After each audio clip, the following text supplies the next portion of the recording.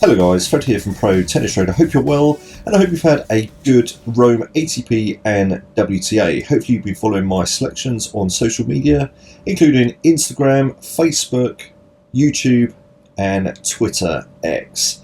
Now today I'm going to do a quick analysis video of the match that I had selected as one of my trading previews between Tabilo and Zverev, which was the semi-final. Now, I suggested in my preview that this would be a much closer match than the pricing suggests, and I was pretty much spot on. So, did I trade this? Well, first of all, let's go through the process of the in-play stats.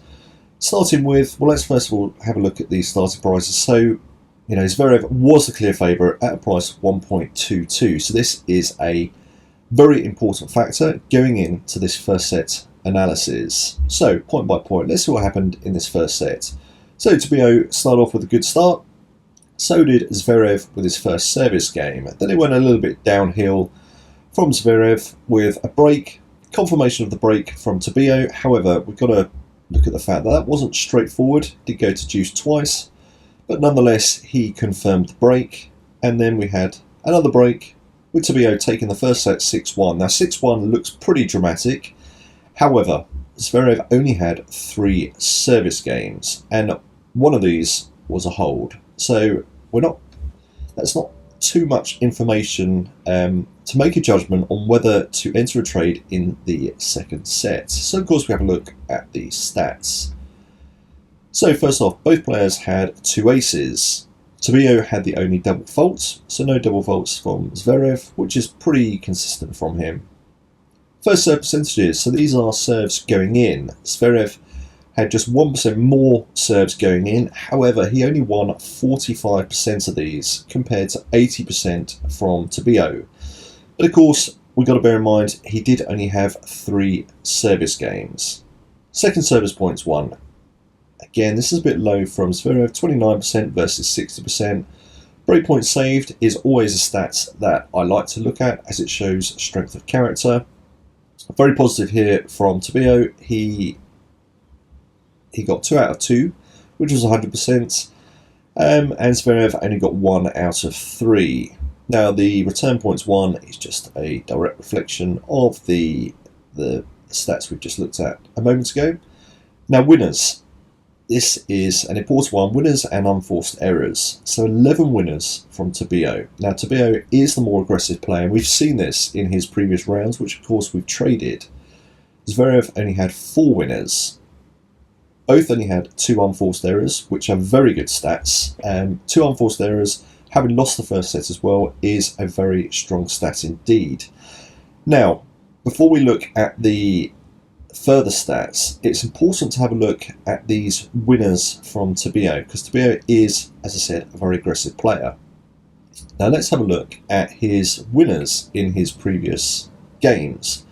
So let's have a look at his match versus Zhang, which was in the previous round. Now in the stats, he hit a whopping 28 winners. Actually, not too bad on the unforced errors there as well. So 28 winners, which shows he is a pretty aggressive player. What about his match versus Kachanov? This will be another high number of winners. Yep, look, 33 winners versus 28. I mean, Kachanov was quite aggressive there as well. Now let's compare that to Zverev's play. So Zverev in his previous round versus Fritz.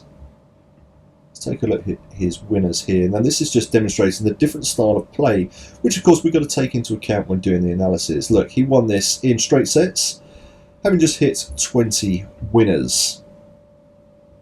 In his match against Borges, the round before that, again, straight sets win, only 23 winners. So this just shows what an aggressive player that Tabilo is. So, we've got to bear that in mind. It's a different style of play. Zverev is more consistent, Tabilo is more aggressive with hitting more winners. Now, total points won. Now, this is often the decider in sort of 95% of matches that I trade.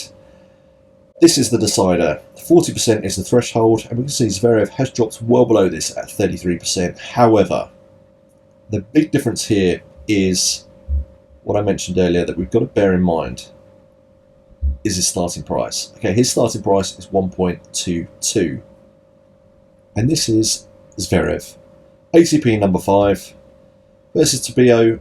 You know, pretty much newcomer. He is on form here. You know, he has been on fire. You've really got to bear this in mind, and also the fact that Zverev only had 3 service games.